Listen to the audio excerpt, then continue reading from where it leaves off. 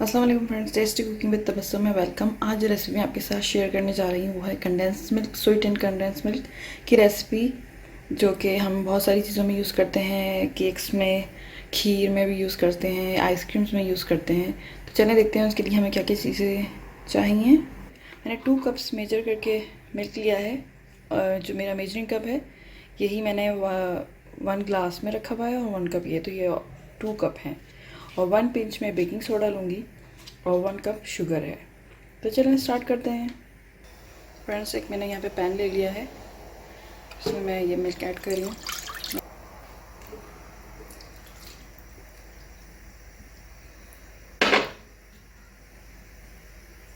2 cup. इसके साथ ही मैं शुगर ऐड कर दूँगी।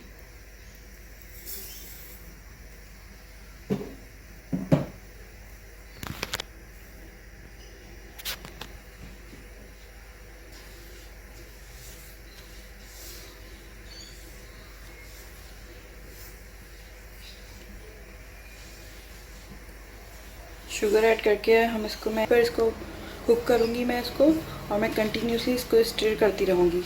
चम्मच जो मेरा स्पैचुला है मैं उसको चलाती रहूँगी ताकि जो हमारा जो मिल्क है वो लग ना जाए, नीचे से जल ना जाए, और हमें जिस तरह का कंडेंस मिल्क का टेक्सचर, कंसिस्टेंसी उसकी चाहिए वो हमें मिल जाए। तो उसके लिए जो यही है कि आप उसको स्टिर करते रहें कंटिन्यूसली, अगर आप लोग हाई हीट पे बना रहे हैं तो।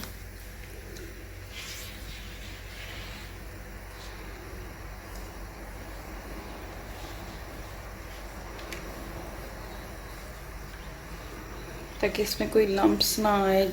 बहुत ज़्यादा जो लेयर्स बन जाती हैं हमारे मिल्क में, उस तरह का टेक्सचर हमें नहीं चाहिए। कंडेंस मिल्क में बिल्कुल स्मूथ।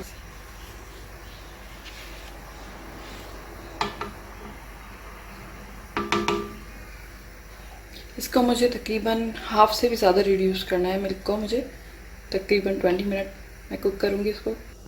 मैं इसमें 1 पिंच बेकिंग सोडा ऐड कर रही हूँ इसमें।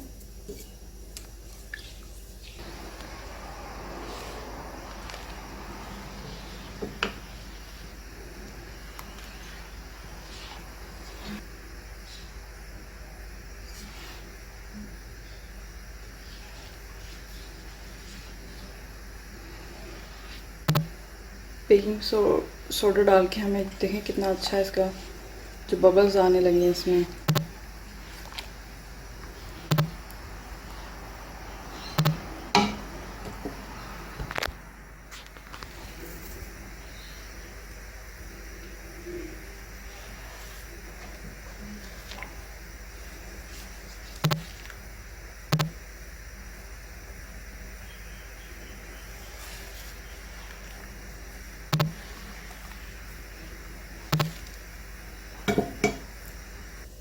फ्रेंड्स, मैं इसको कंटिन्यूसली चला रही हूँ।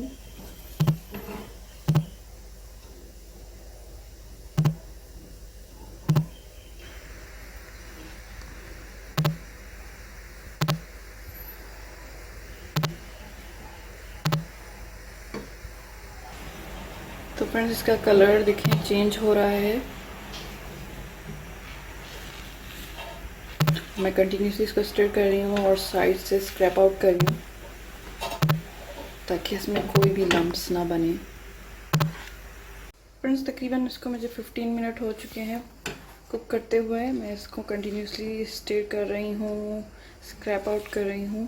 मैं 5 मिनट और पकाऊंगी। मैं ओवर कुक नहीं करूँगी। ओवर कुक करने से क्या होगा कि जब हम ठंडा करेंगे तो ये बहुत ज़्यादा थिक हो जाएगा।